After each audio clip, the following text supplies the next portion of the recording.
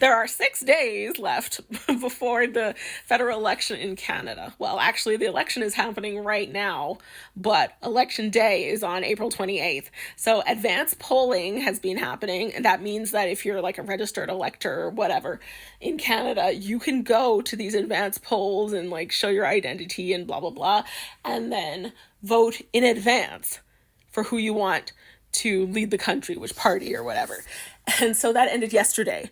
And I think it said on my voter card that if you have a disability or you need an accessible way of voting or something, you can go to like the polling office or something like that and vote tomorrow. I think it said until like 6 o'clock or maybe 9 o'clock or something like that. I'll have to look at the card again. But from now on, it's 6 days from now, you have to go to election day to your designated area to vote. And 7.3 million people voted.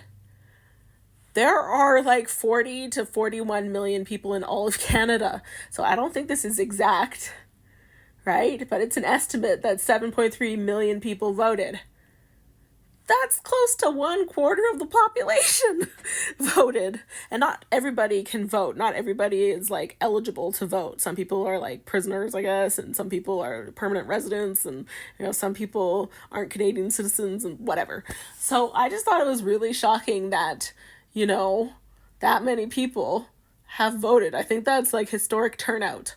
And it's getting into high gear right now. I live in Western Canada, and ever since they heard that Mark Carney, the Liberal guy, was winning, they have had Stephen Harper, the former prime minister, on the news telling people to vote for Pierre Poilievre. There have been rallies.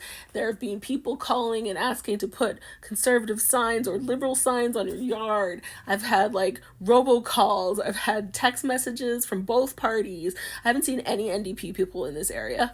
But yeah, from the Conservatives and the Liberals, both of them in this area. So really, really shocking. And I did that video not too long ago of the local Conservative person coming to my house to chat with me. But I was just like, look at these people. They're going nuts. They want to win so bad. And I think that the Conservatives are gaining on Mark Carney, but I think, to be honest, that he's going to win.